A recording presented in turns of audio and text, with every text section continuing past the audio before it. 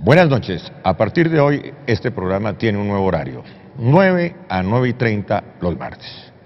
Antes de presentar el tema del día, quiero rendir un homenaje póstumo a la senadora Gilma Jiménez. Ya no está con nosotros. La defensora de los niños, de las mujeres. ¿Cuántas Gilmas Jiménez, y excúseme el plural, necesita esta sociedad para evitar el abuso de los niños, la violencia contra los niños, el abuso contra las mujeres, la violencia contra las mujeres? Gracias, Gilma Jiménez, por todo lo que nos dio. Paz en su tumba. Tema del día. Hay una noticia que está sobre la mesa constantemente. En Colombia y en todos los países, la corrupción es el gran cáncer de la sociedad moderna. La pregunta es, ¿cómo la estamos enfrentando en Colombia? ¿Hay una reacción social en contra de la corrupción? ¿Tenemos los suficientes instrumentos para enfrentarla? Pregunta para los invitados. Quiero saludar al director de la Red Ver, Pablo Bustos. Bienvenido, doctor Pablo Bustos.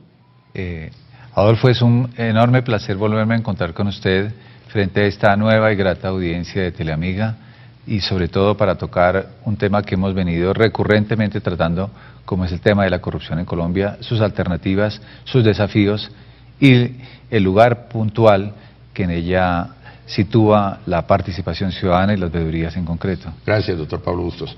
Bienvenido, Eduardo Garzón, politólogo. Muchas gracias, Adolfo, por la invitación. Buenos días a usted, a los compañeros en la mesa y a toda la gente que nos ve. Gracias por venir. Y una persona muy conocida por el canal, por la gran audiencia de Teleamiga Internacional, el académico Fernando Rojas. Adolfo, muy buenas noches a usted, a Pablo, a Eduardo, muy contento de estar aquí y pues gracias por la invitación. Vamos con el debate. ¿Qué está pasando? Digamos que ahí el tema de la corrupción ha sido un tema que ha estado, como usted lo planteaba ahora, recurrente en el debate, en las noticias, ya hoy es tema de conversación en las casas. Pero lo que nosotros hoy nos preguntamos es ¿a dónde va a llevar esto?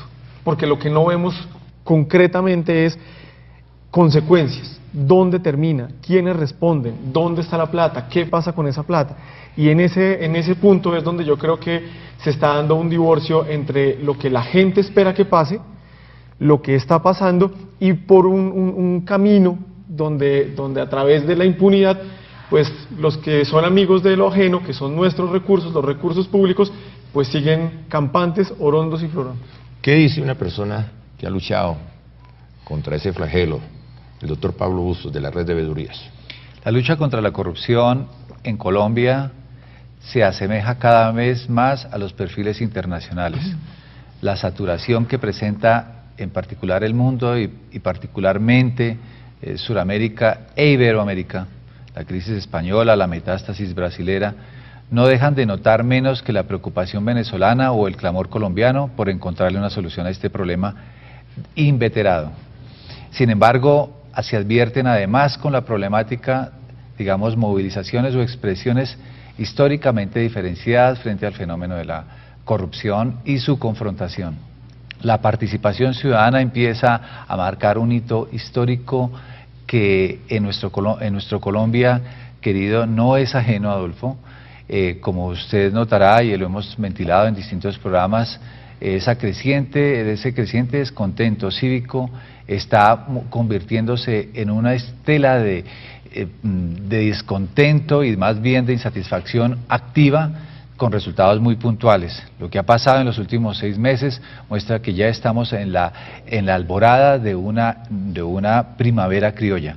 Y esto, por ejemplo, encuentre el referente de la existencia misma del cartel de la contratación, como así lo bautizamos desde un comienzo, revela la existencia de un fenómeno en el cual la presión y la participación ciudadana han sido definitivos para justamente evitar ese maridaje y romper esos vasos comunicantes que impedían que ese fenómeno aflorara como lo ha venido ocurriendo. No es la Fiscalía la que le ha entregado nuevos resultados, ni los dirigentes de los capos del cartel de la contratación los que están, digamos, operando o exteriorizando nuevas pruebas. Es la presión ciudadana como ha resquebrajado ese pacto secreto mafioso entre quienes manejaban la contratación en Bogotá. Y entonces vemos lo que está pasando. Algunos de ellos ya están llegando tarde, pero con otras denuncias. El Consejo se expresa y muestra también sus tentáculos en la relación de fuerzas, en la manipulación de la corrupción órganos de control, Doctor etcétera. Pablo, doctor Pero Pablo. permítame contarle un minuto para decirle brevemente, porque sé que me alargo en televisión, y lo cual es nefasto, como los... Sí, como pero usted lo ha vamos al dicho. grano, doctor Pablo. El tema de la reforma a la justicia. La ciudadanía se expresó y en 8 días pudimos hacer cosas importantes. Y más aún, lo que pasó hicimos recientemente con la magistrada en sus viajes al exterior muestra cómo el espacio del control social está sustituyendo, superando y conteniendo parte de las prácticas de corrupción en el país. Y lo que ahora estamos trabajando, uno, la revocatoria masiva, la recolección masiva de firmas para la revocatoria del Congreso, propuesta que sigue firme, por un lado, Pablo. y dos, la primavera criolla, Adolfo, para el 20 de julio, que estamos preparando una jornada nacional de memorial de desagravio. Gracias, doctor Pablo. No se me extienda, no se me extienda. Usted habla de resultados. ¿Qué tipo de resultados? ¿Dónde está la plata del cartel de la contratación? Usted habla de resultados, doctor Pablo. Yo veo que más importante que la plata, mucha gente se queja de la plata y a mí me duele, porque cada peso, cada moneda que se roba al erario público es sagrada y golpea a los más pobres. Pero lo que más importante ha sido es el empoderamiento cívico para contenerlo. Hoy no nos da miedo lo que pasaba hace 20 años cuando Adolfo empezamos, ¿se acuerda? Con el 8.000, la de los dineros de narcotráfico, nadie sabría decirlo, nosotros lo hicimos, presentamos nuestras denuncias y ya existe un movimiento en el país que es el movimiento Veedurial. Gracias, doctor Pablo. Doctor Pablo, hay que colocarle la coma, usted se me extiende. Muchas gracias, señor doctor. Eduardo, ¿está bien enfocada la lucha contra la corrupción en Colombia? No, no está bien enfocada porque lo que se ha hecho es un tema de denuncia de pronto mediática, pero no se ha hecho una campaña real de pedagogía donde los ciudadanos hagamos un control y una sanción social a estos tipos de comportamientos, cosa que hay un muy buen ejemplo, más particular en nuestra ciudad, en Bogotá, que fue el de Antanas Mocus, que lo sigue siendo y sigue siendo un símbolo anticorrupción. No porque haya denunciado temas de corrupción simplemente, sino porque nos hizo la propuesta de que generáramos siempre una sanción social contra los corruptos y miráramos, además de esa pedagogía y ese cambio de cultura en términos de la corrupción, el hecho que se da, quién la hace, quién la genera y quién la acepta, digamos, culturalmente o socialmente, también en los pesos y contrapesos que tiene que haber en la institucionalidad. Nosotros decimos, bueno, tenemos una institucionalidad débil de pronto en este país que nos lleva a tener casos de corrupción como los que se han comentado con el cartel de la contratación en Bogotá y en otros muchos campos. Y vemos que en Brasil su partido de gobierno, el PT, tiene ciertos escándalos de corrupción y la gente se moviliza en torno a ello. Así tenga un sistema institucional fuerte para eso. Y en España, que también supuestamente tiene un sistema político fuerte y una democracia fuerte, también la gente, digamos, tiene una sanción social y los protagonistas de esa corrupción no pueden siquiera salir a una calle, a un escenario público porque se enfrentan a un chiflido, a una señalada, lo que digamos Antanas nos señalaba, más que la cárcel es la sanción moral y social que ejercemos ahí. Ahora, el tema institucional sí tenemos que revisarlo porque no tenemos forma de atacarlos, sino hacemos como un pacto, una especie de pacto, lo que se está intentando ahorita con otro tema que es el tema de la paz y la reconciliación, un pacto por la corrupción real, no que quede en un papel, no que quede simplemente en una ley, sino como empezamos a todas las fuerzas sociales a tener un pacto del antes y después sobre este tema de la corrupción, que nos afecta porque tenemos que contarle a la gente y tenemos que saber nosotros que una corrupción pública o un robo al Estado no es un robo al Estado como un ente allá, es un robo a todos nosotros, a todo ciudadano. Eduardo Garzón en el gran debate con Adolfo B. Doctor Fernando Rojas, sí, la corrupción hace parte del paisaje en Colombia, la gente se familiarizó, falta la reacción social, falta la sanción social. Adolfo, yo creo, digamos, con todo el respeto que se merece el doctor Pablo, yo estoy de acuerdo que creo que él ha hecho un buen trabajo, ¿cierto? Uno lo ve en muchas peleas, pero no es una cosa sistemática, reiterada por parte de otros grupos de la sociedad. Entonces, en el fondo lo que uno ve es que mucha gente termina viendo eso como parte del paisaje, es una conducta normal, ¿cierto? Es corrupción la de los otros. Lo que yo hago no, ¿cierto? Ese es un problema que tenemos y está en nuestra cultura y creo que ahí hay una distancia que tenemos que tomar. Yo creo que aún no ha llegado, o Colombia no ha llegado al punto de saturación de decir vamos a protestar contra los corruptos o vamos a acabar con la corrupción, porque digamos que en el fondo, digamos que se le ven unos tentáculos demasiado fuertes y demasiado grandes a este tema, a la corrupción. Incluso, perdón que quedó prendido esto y... Sí, en televisión el celular es mortal. En televisión el celular es mortal. Estoy aprendiendo a manejar estos aparatos teléfonos inteligentes, pero uno tiene que ser demasiado inteligente para Debe ser manejarlo. más inteligente para no manejarlo en televisión. Para no manejarlo en televisión. No. Entonces, lo que le quería plantear ahí, Adolfo, es digamos, Eduardo planteaba lo que está pasando en Brasil, pero en Brasil tuvieron que pasar 2 gobiernos de Lula y 3/4 partes del gobierno de Rousseff para que la gente protestara contra la corrupción. Y no quiere decir que antes no había, simplemente se hastiaron y se dieron cuenta que en las protestas, digamos, en la infraestructura, en la inversión que hicieron para la Copa Confederaciones, para el Mundial y para los Olímpicos, ahí se estaba yendo plata para los bolsillos de quien no debía. Y la gente reaccionó, y la que reaccionó fue la clase media. No reaccionó la clase, digamos, la clase baja o la clase alta, no fue la media la que se organizó y empezó a pelear. Nosotros aún no tenemos nada parecido. Tal vez lo más cercano fue lo de la MANE, pero la MANE no ha logrado trascender su espacio temático, sectorial, educación. Mientras que lo que vemos en Brasil es que ya se ha logrado incluir demandas políticas, demandas en términos de salud, de educación, en temas judiciales, ¿cierto? Que esa es una de las cosas más revolucionarias de lo que ellos están planteando, y es que el gobierno brasilero no acabe con la entidad que está haciendo la investigación contra la corrupción.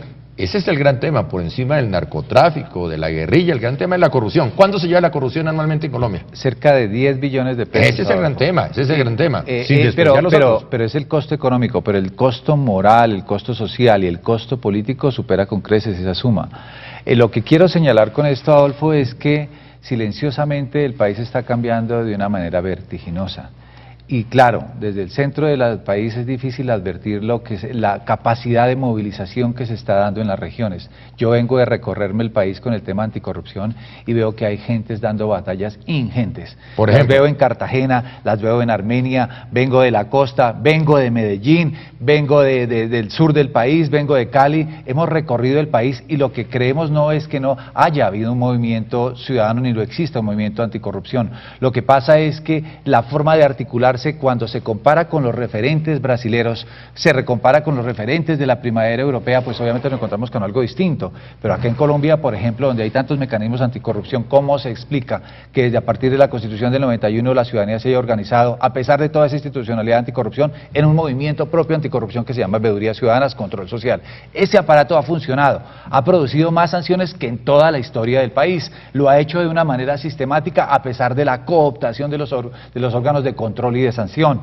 Ese movimiento ha producido unos referentes concretos que no es la movilización física o callejera, porque si uno espera eso, si uno compara un movimiento anticorrupción con el movimiento sindical, pues obviamente está perdido y no se trata de eso. Tampoco cuando hicimos la Constitución del 91 todo el mundo salía a las calles, tampoco, y no es lo que se espera, no es lo que se espera la confrontación abierta con los brasileros. Nosotros podemos y de hecho tenemos un estilo y debemos tener un estilo distinto, porque nuestra movilización no puede terminar, por ejemplo, lo del Catatumbo, infiltrada, permeada o los líderes señalados, etcétera, como se quiera pensar, o como el movimiento sindical. Es un estilo distinto que estamos ensayando y está produciendo resultados. Doctor Pablo, pero falta muchísimo, reacción social. Falta muchísimo, pero estamos construyendo de una manera vertiginosa, Adolfo. No es lo que va a pasar en materia de anticorrupción y lo que ya está ocurriendo, no hay sector social y público que no contenga, digamos, los elementos mínimos de lucha contra la corrupción como un referente. Pero no se ven los público. resultados, doctor Pablo. Estamos construyendo. Perdón, doctor Pablo, le hago una pregunta.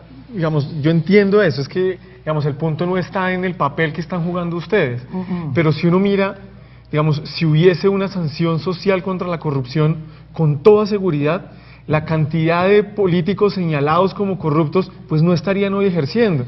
Y lo que encontramos es que en todos los, digamos, en todos los niveles políticos de Colombia están presentes. Sí, no comparto ese argumento por lo siguiente, porque es que normalmente se dice como están ahí y están otra vez en la silla, entonces que no haya sanción social. No, es que la política justamente se hace con la compra de votos, con la manipulación de la registraduría, con otras cosas, pero eso no depende, la gente rechaza eso, pero no quiere decir que la gente vote por eso. Lo que quiero decir con esto es que la gente que estén allí no significa que la gente no lo rechace, al contrario, existe un repudio grande. Mire las estadísticas y cuánto verá cuál cantidad de rechazo hay contra si reelegir al corrupto.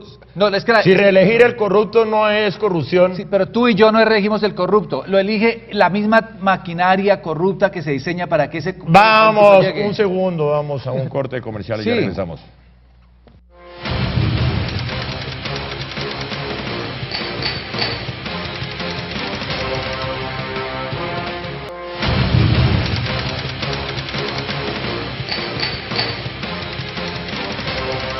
Continuamos, tema del programa, la corrupción en Colombia y en el mundo. Eduardo, tenemos dos versiones sobre la mesa.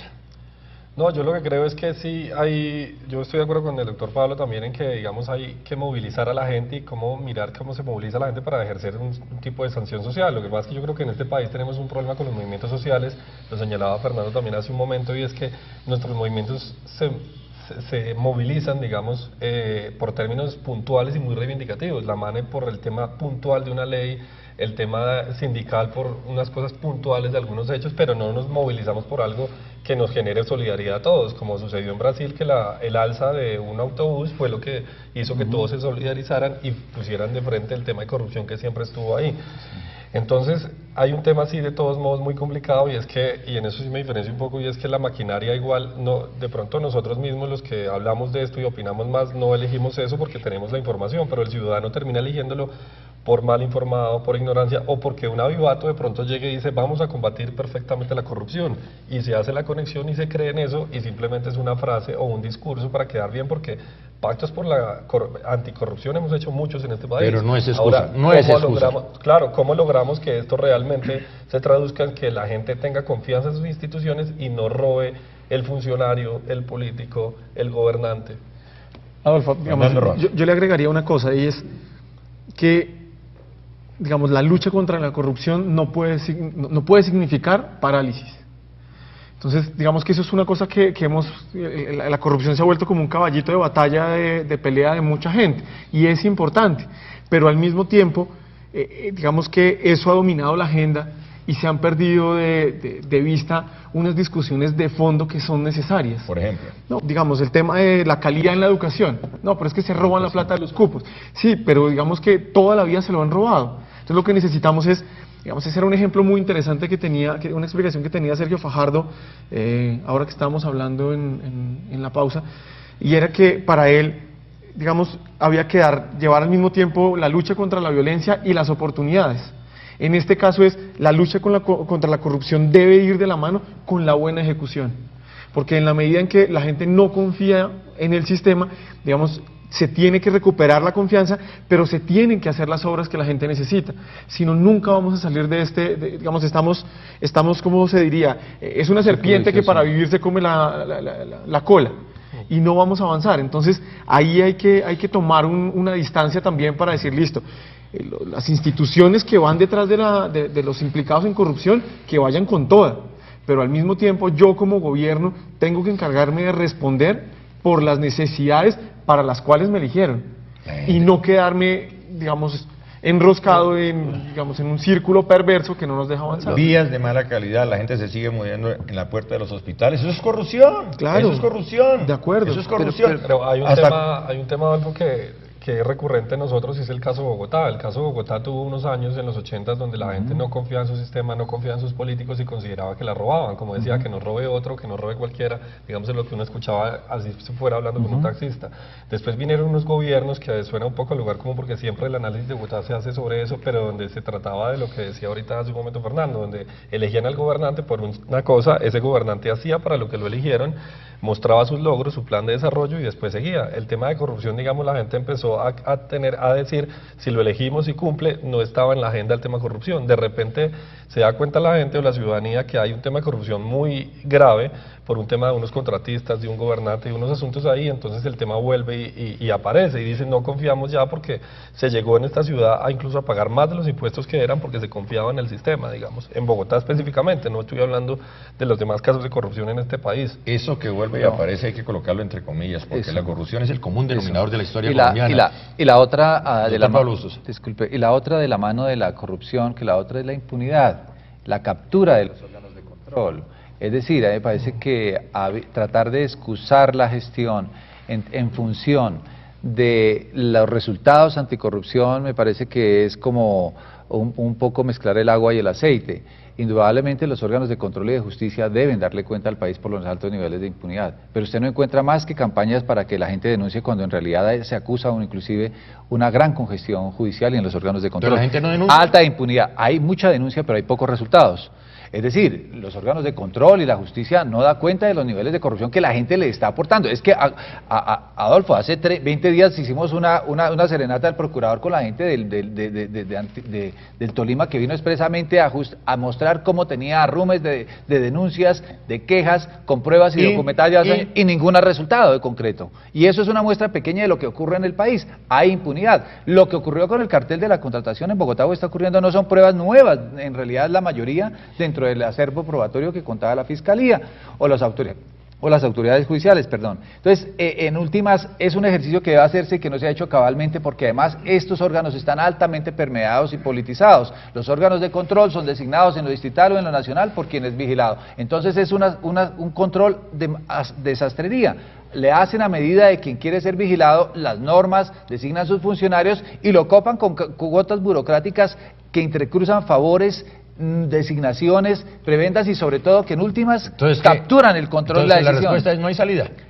La salida es justamente una reforma profunda en el sistema de control y designación de esos funcionarios, un respaldo amplio y digamos y abierto a la participación ciudadana, una mayor rendición de cuentas, una lucha, digamos, campañas públicas de pedagogía alrededor de eso. Pablo, gracias, es decir, hay doctor. un arsenal muy importante que no se ha usado. Gracias, doctor Pablo. Terminó su tiempo. Fernando Rojas. Adolfo, yo creo que, digamos, en este tema de la corrupción uno termina siendo demasiado como pesimista, porque en el fondo, digamos, para donde uno mira, digamos que no se ven caminos claros para poder seguir.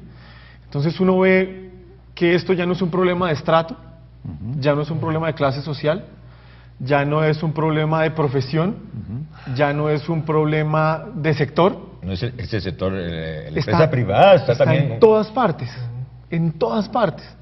Entonces, casi que digamos, los ciudadanos de bien, lo único que terminan diciendo es: pues el único que no está dentro soy yo. Correcto. ¿Cierto? Estoy solo. Correcto. ¿Quién me cuida? ¿Quién me defiende? ¿Yo con quién hablo? ¿Yo en quién puedo confiar? Correcto. Que tenga el mismo problema y que Correcto. tenga la misma sensación para ver qué hacemos. Y entonces uno arranca a ver, digamos, todos los problemas que se enfrentan para una denuncia. Digamos, yo le he seguido al detalle el tema de la muerte del agente de la DEA y es increíble. Yo creo que nuestros órganos, nuestras instituciones deberían hacer una capacitación con los norteamericanos, porque al otro día ya tenían el taxi, tenían fotos del señor lavando el carro, y aquí tenemos arrumes de pruebas. Ojo con eso, ojo con eso, ojo con eso, ojo con ese ejemplo. No pasa absolutamente Muy nada. bien por los resultados, ojo con ese ejemplo, pero eso es justicia selectiva. Por eso le digo, solo funciona porque es él, pero el gobierno, ojo con eso. Digamos, nuestras instituciones no Muy nos bien por los dan, no nos resultados, dan pero eso es esa, justicia selectiva. no nos dan pero esa confianza. también al mismo tiempo ese ejemplo sirve para identificar, digo, el del ciudadano que se siente desprotegido, justamente eso, que es que el ciudadano se ve como una individualidad. Colectivizar, solidarizar, ampliar, generar unos lazos, digamos, de activismo, de actividad concreta frente al tema de la corrupción es el gran desafío. O sea, cuando nos demos cuenta de que el descontento de cada uno es sumado, es superior al agregado de la corrupción en el país, ahí encuentra un principio de solución, porque encuentra la forma de articular necesidades y esfuerzos comunes. Eso es lo que ha pasado, por ejemplo, en Brasil. En Brasil no hubo un gran acuerdo y un gran consenso ciudadano para decir vamos a ponernos en descontento primero con las tarifas. No, y después esperar lo que le ofrecía el establecimiento para tratar de empujar ciertas reformas, inclusive la que se anuncia por vía de referendo. Fueron hechos puntuales en los que coincidíamos como país en ciertos acuerdos básicos para confrontar cosas, y eso está ocurriendo en Colombia a través de pequeños temas. Una cosa, Adolfo, que yo quería comentar del ejemplo de Fernando también, es que ese ciudadano que además no sabe si sus propios vecinos también están untados, digamos, de la corrupción, también se comporta un poco, porque esto de la corrupción no es un tema ni espontáneo, ni individual, ni nada, sino obedece a unas prácticas, digamos, mafiosas en término general de la palabra. Es decir, como haciendo, digamos, una analogía, guardando las proporciones, como el narcotráfico. Si la persona denuncia a quien está comprando, o está vendiendo, o está, digamos, sobornando, esa persona se siente vulnerada porque dice, me van a matar, me van a denunciar, me van a untar a mí diciendo que soy inocente. Entonces, ¿cómo hacemos para que haya un órgano de control que realmente la gente sienta que hay algo que lo protege, que puede denunciar y que asegura que la plata de todos está siendo cuidada? Se necesita una gran reacción social. ¿Cuándo llegará la primavera a Colombia? ¿Cuándo llegará la primavera a Colombia? Criolla. La criolla. ¿Cuándo llegará la primavera a Colombia? Es que la cosa ha llegado a tal punto que un expresidente sacó la siguiente frase: hay que reducir la corrupción a sus justas proporciones. Yo no sé qué quiso decir el expresidente Turbayaya con esa frase, sus justas proporciones. ¿Usted conoce la... Dícese también del voten mientras no estén en la cárcel. Pero de ¿qué los es mismos eso? creadores de... Sí. ¿Qué es eso? No, pero Adolfo, mire, hay un tema aquí que uno va sintiendo, que sí va cogiendo, y es que, digamos, en el fondo, la gente tiene que tener claro que no le pueden pintar pajaritos en el aire. ¿Qué quiere decir usted ¿Cierto? con eso? Es hay un ejemplo que nos ponían alguna vez en la calle. Alguien decía, una persona que compra voto promete ladrillos y cupos para conseguir el voto, pero con toda seguridad no tiene ni el número de ladrillos ni el número de cupos que necesita para lograr conseguir esos votos. Lo que está haciendo es pintando pajaritos en el aire y la gente cree. Entonces, en el fondo lo que tenemos que entender es que los políticos cumplen una función, pero no son los que nos garantizan el acceso a los derechos que como ciudadanos tenemos derecho. Termina el programa. Frase final, doctor Pablo Bustos. La participación ciudadana es la puerta de entrada al fin de la corrupción en serio. Estamos convocando para el día 20 de julio a una alborada o una primavera criolla en todas las plazas del país. Ya hay 5 o 6 sumadas para que la gente además coloque una cinta blanca en su bandera blanca como exigencia de transparencia, de pulcritud y limpieza en el manejo de lo público. Gracias, doctor Pablo Bustos. Gracias. Frase final, Eduardo Garzón. No, dos cosas. Una, fortalecer lo institucional, hay que asegurar la transparencia, no sé qué métodos, habría que mirar con qué métodos se asegura la transparencia de los gobernantes, los funcionarios públicos y asegurar ciertas reglas y métodos para que eso no tenga sus fisuras y no haya corrupción. Y segundo, el tema de la sanción social, que ya es un tema nuestro como ciudadanos, que es un derecho y un deber también de sancionar socialmente y moralmente a los corruptos en la sociedad. Gracias, Eduardo Garzón. Frase final, Fernando Rodas. Adolfo, yo le haría una invitación a todos los televidentes para que, digamos, se mantengan en su posición y no se dejen ni tentar ni abran la puerta a que la corrupción llegue por cualquier lado. Digamos, la corrupción no solo es robarse grandes cantidades de dinero, ¿cierto? Hay unas cosas muy pequeñas que también ayudan. Entonces creo que tenemos que ir aportando desde donde estemos y siempre cerrando esa puerta. Gracias. Termina el gran debate con Adolfo Beck. Estamos en las redes sociales. En Facebook, Adolfo Beck. En Twitter, @el gran debate. Todo el archivo lo encuentran en YouTube, Adolfo Beck. Buenas noches para todos. Recuerde el nuevo horario, 9 a 9:30 los martes en Teleamiga Internacional.